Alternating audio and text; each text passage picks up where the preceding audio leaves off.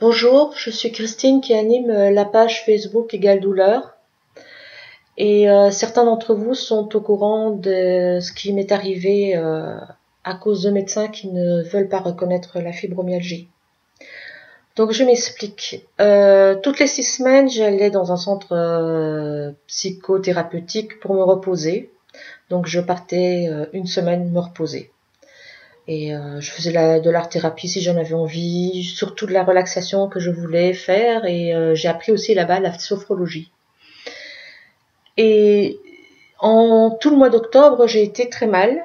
J'ai eu pour la première fois une très très grosse crise qui a fait pratiquement tout le mois. J'ai eu 1 ou 2 jours de sursis, mais sinon très fatiguée, des douleurs. Vous connaissez ce que c'est pour ceux qui souffrent de fibromyalgie. Et donc ma psychiatre a fait en sorte que je puisse rentrer dans cette clinique un peu plus tôt que prévu. Ça n'a pas été possible parce qu'il y avait trop de monde. Je suis rentrée donc le 3 novembre comme c'était prévu. Et puis j'étais très fatiguée. J'ai vu la psychiatre de l'établissement qui m'a dit que mon état de santé ne méritait pas plus d'une semaine d'hospitalisation puisque moi j'en demandais en fait 15 jours pour me reposer totalement et pour aussi après être bien en forme pour m'occuper de Guillaume, mon fils, qui a un petit souci de santé. Et en fait, elle m'a dit que non, que de toute façon je n'avais pas pu avoir une crise de fibromyalgie si longue, que c'était impossible, que comme le bonheur, les choses étaient un coup bas, un coup haut, un coup bas, voilà. Il est évident qu'elle connaît mieux mon corps que moi-même. Donc la nuit du 4 au 5 novembre, j'avais très très mal et en fait j'ai enfreint le règlement. La douleur a été plus forte que la raison et j'ai pris du Rivotril que j'avais avec moi. Normalement c'est interdit, on n'a pas le droit d'avoir des médicaments sur soi, mais bon, moi j'ai gardé et j'ai pris du Rivotril, dose que je connais et j'ai écrit sur un mot, enfin j'ai fait un mot avec écrit en rose pour montrer que c'est quand même pas quelque chose de lugubre. Bonjour, voilà, à 4h33 ce matin, j'ai pris du Rivotril parce que je souffrais, j'ai trop d'acouphènes et puis j'ai des cauchemars. J'avais des cauchemars. Je mets ça sur le mur, pensant que je les préviens, que c'était quelque chose de positif, d'honnête. Je savais que j'allais me faire taper sur les mains. Je ne m'attendais pas à l'horreur qui allait suivre. Le matin, donc je vais abréger un petit peu, le matin, les infirmières découvrent le mot. S'ensuit un branle-bas de combat, le psychiatre qui a un nom de poisson, parce que je ne peux pas citer les hôpitaux ni les noms de psychiatres sans avoir de problème. Là, je vais voir par après comment je peux faire. Donc il a un nom de poisson. Et il est arrivé en me disant qu'il allait me faire interner dans un autre établissement qui a une très très mauvaise réputation. Et moi je comprenais pas. Je dis mais qu'est-ce qui se passe? Vous avez voulu vous suicider? Je dis non. Donc d'un coup je sors du lit. On me dit mais qu'est-ce que vous nous avez fait? Je dis mais j'ai rien fait à personne. Je dis j'ai mal, j'ai pris les médicaments, point barre. Je dis, c'est noté sur le mot que ce n'est pas une tentative de suicide, c'est simplement pour que j'ai moins mal. J'ai moi-même fait ma valise, j'ai moi-même été jusqu'à la porte parce que déjà une ambulance m'attendait. On m'a emmené dans un hôpital et là on m'a enfermé dans un cachot. Oui, donc une pièce aveugle. On m'a dépouillé de tout. De mes bracelets, de mes bijoux, donc mes bagues, mon bracelet, on m'a tout enlevé. On m'a mis une chemise d'hôpital, un lit qui était à plat, qui faisait que quelques centimètres du sol, avec boulonné, avec des attaches. J'avais très peur d'être attachée. J'ai pu négocier que je puisse garder un slip, sinon je devais être nue sous ces fameux tabliers. Je suis restée 3 heures dans ce cachot. Je passe les détails, donc entre frapper, supplier qu'on m'ouvre, m'endormir aussi, puis ne plus avoir de savoir de combien de temps j'avais dormi, combien d'heures, quel jour on était, j'étais complètement perdue. Finalement, j'ai pu voir mon fils, j'ai cru qu'il avait pu signer une décharge puisqu'il est majeur. Non, il n'a pas pu signer une décharge. Il me dit, voilà, tu vas dans tel hôpital, donc celui dont j'avais très peur. Tu vas rester un jour ou deux, le temps d'observation, et puis tu rentres à la maison. C'est pas ce qui est arrivé. J'ai été effectivement dans cet hôpital. On m'a mis dans une pièce, avec un lit boulonné au milieu de la pièce, avec des barreaux aux fenêtres qui ne pouvaient pas s'ouvrir. Eux, ils appellent ça une chambre, mais c'est une cellule d'isolement. Donc j'ai été habillée avec un pyjama de chez eux, donc un bleu, comme un truc de prison, il manquait plus que les rayures. On m'a tout enlevé. Les bracelets de mes vacances, et on m'a enlevé mes bracelets. Fibromyalgie égale douleur. C'était trop dangereux. Pas mes oreillers. On m'a même interdit, vous allez peut-être rire, j'ai 48 ans, c'est peut-être gamin, mais j'ai besoin de lui pour dormir tranquillement, pour être sécurisé. Je vais aller voir tonton Freud ou n'importe qui. Pourquoi j'ai besoin d'un nounours? Voilà, c'est ça, c'est simplement ça. Je ne fais de mal à personne en dormant avec un nounours. Enfin, je pense. Donc je suis restée 10 jours dans cette cellule d'isolement sans rien. Je n'ai pas pu avoir de livres, pas pu avoir de télé, de téléphone, de contact avec mon fils. Donc je ne savais pas si Guillaume était au courant de ma situation. Donc j'étais très en panique. Je disais aussi que Guillaume n'avait qu'une semaine on avait fait des courses pour une semaine, voire 2, et qu'après il pouvait plus, il n'avait plus à manger, et que voilà, nous on habite un petit village. Ils m'ont dit il est majeur, il se débrouille. Mais j'ai pas de voiture. J'ai besoin d'avoir soit mes auxiliaires de vie ou mon VSL pour pouvoir aller faire mes courses. Petit à petit, ils m'ont autorisé à sortir une demi-heure. Il faut savoir que c'est un centre mixte. Il y avait des hommes qui portaient le pyjama aussi, mais ils avaient le droit d'avoir un t-shirt en dessous ou un pull même au-dessus, parce que c'était pas très chaud là-bas, sauf moi. Je n'avais pas droit de sous-vêtements. Donc, en général, un vêtement, c'est d'abord quelque chose pour se protéger, peut-être un peu aussi une armure, et aussi, comment on appelle ça, je perds le mot, une armure, une parure. Mais d'abord, c'est une protection. J'avais l'impression de me balader nue devant tout le monde. Donc je me tenais comme ça, gênée. Je suis très pudique. Il faut savoir que dans cette cellule, il y avait un sas. Et dans ce sas, donc que je le voyais, une horloge, il y avait un carreau comme ça. Et donc avec un néon, et j'avais la lumière 24 heures sur 24 dans la figure. Pour dormir, c'était vraiment pas pratique. La douche était dans la chambre et face à une caméra, donc et un miroir sans teint. Donc je me collais contre le mur pour être le moins vue possible. Je me dis bon ben on va voir le dos et les fesses, mais qu'on voit le moins possible pour me protéger mon corps, ce que j'ai quoi, qui je suis. J'étais plus rien. Et puis j'ai pu sortir de temps en temps, puis j'ai pu sortir 1 heure, j'ai pu faire des mots croisés. Alors à ce moment-là, je devais demander l'autorisation pour prendre un crayon, etc. Donc je voyais une psychiatre le lundi, enfin non, tous les jours à ce moment-là, je la voyais tous les jours, excusez-moi. Et je demandais ne fût-ce que mon oreiller spécial pour ma nuque. Enfin vous connaissez, on a mal à la tête, on a mal au cervical, on a mal partout, donc vous le savez. Non, j'avais un petit coussin en boule. Puis j'ai demandé mon nounours. Non, rien. Ensuite, au bout d'une semaine, on m'a dit que je pouvais changer de chambre, mais rester toujours en pyjama. Ceci dit, j'avais droit à ce moment-là à des sous-vêtements et que je pouvais appeler mon fils.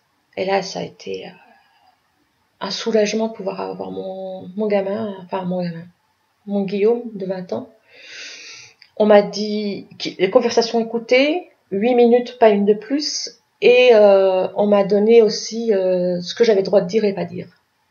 Alors au début, j'ai voulu que Guillaume ne s'inquiète pas trop, même si ce qu'il avait pu entendre l'affolait parfois par moments. Et puis le lendemain, le 14, j'ai été déférée devant un juge des libertés et des détentions. Il n'avait pas mon dossier, ma lettre que j'avais écrite n'avait que la version des médecins. Et donc, comme il m'a dit, je ne suis que juge, je ne suis pas médecin, j'ai peur de faire une bêtise. Donc, il a confirmé ma détention avec quelque chose de grave, le fait que je niais farouchement avoir voulu me suicider. C'est la raison de ma détention. J'ai demandé aussi au médecin de me montrer un texte de loi qui interdisait une personne à la limite de se suicider, d'attenter à ses jours. Elle m'a dit que je devais connaître le commandement qui disait « tu ne tueras point ton prochain ». J'ai dit « mais ça à la limite c'est pas le prochain, c'est moi. Si je voulais me suicider, c'était moi. Ou était-ce interdit ?» Finalement, j'ai pu intégrer une chambre, on va dire, normale, en pyjama. Après, comme j'ai pu voir le juge et que j'avais été habillée, on m'a autorisé à m'habiller. J'ai dû tout grappiller, avoir un crayon, avoir mon journal, avoir mon agenda, après avoir un stylo pour écrire dans mon journal. Dans ma cellule, j'ai pu avoir, au bout de 5 jours, mon livre. Là, j'ai cru que j'étais au paradis. J'ai pu avoir mon oreiller. J'ai pu avoir, la semaine dernière, donc fin de semaine dernière, j'ai pu avoir mes écouteurs pour ma musique parce que la musique était interdite.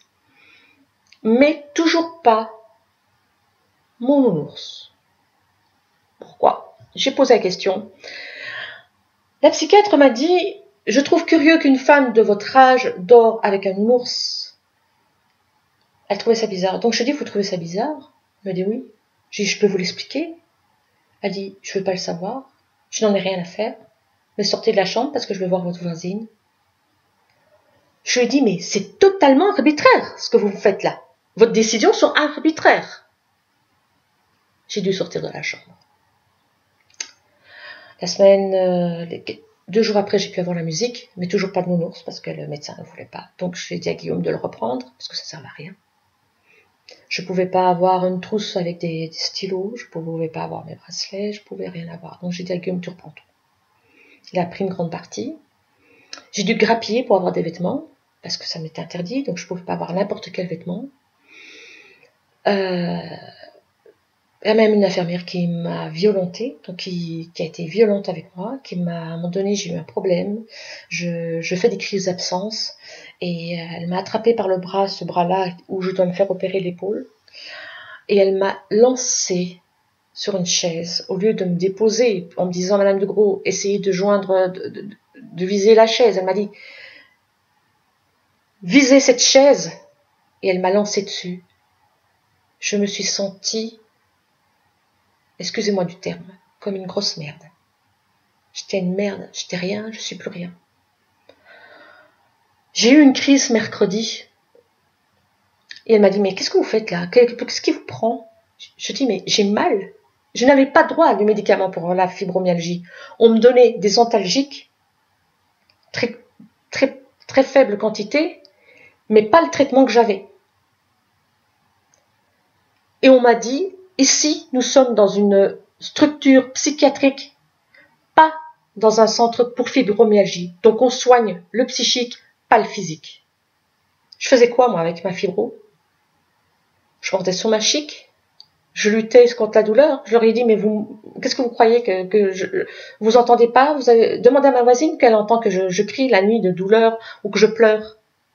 J'en avais rien à faire. Rien. Mercredi, donc on m'a annoncé que je sortais le 28, donc hier.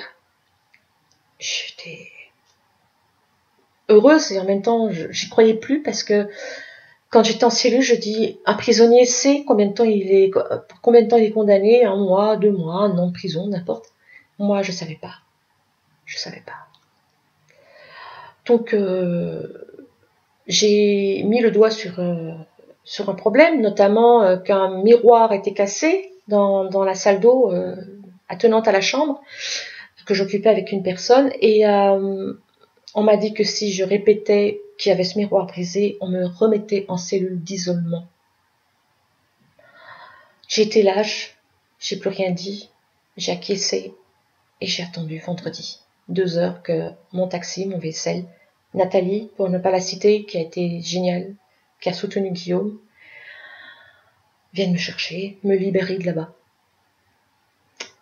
Voilà, donc après je vous ai écrit devant vous, parce que ça me tient à cœur, je vais remettre les nouveaux bracelets, j'en sors 2 nouveaux de mes paquets, je vais les remettre, parce que je vais lutter encore plus fort, ouvrir encore plus fort, comme on dit, mon bec, ma gueule à la limite, pour dénoncer que quand un médecin ne veut pas comprendre qu'on a la fibromyalgie, qu'on souffre, qu'il ne comprend pas la maladie, eh ben alors on m'enferme, on nous enferme parce qu'on est dingue.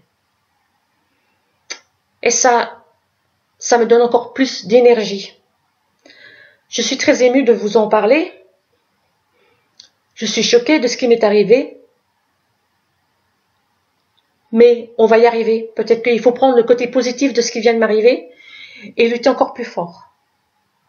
Ceci dit, vous savez que j'ai écrit au président de la République, à monsieur Sarkozy, à madame Hélène Renaud, à Dominique Farrugia.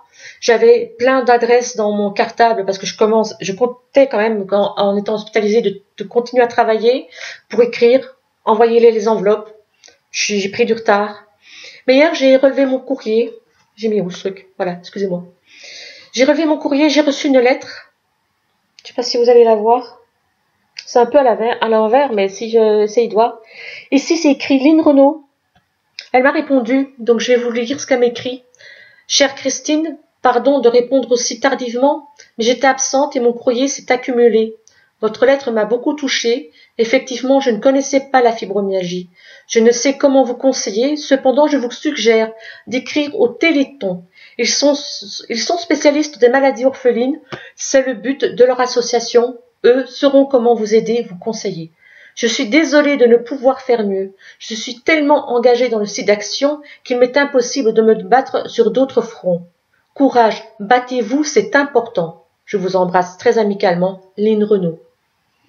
Donc, cette dame, d'un certain âge, qui est très vivace, qui s'est battue sur beaucoup de fronts, on la voit souvent, et notamment pour le site d'action, elle nous encourage à continuer à nous battre. Je vais lui écrire ce qui m'est arrivé.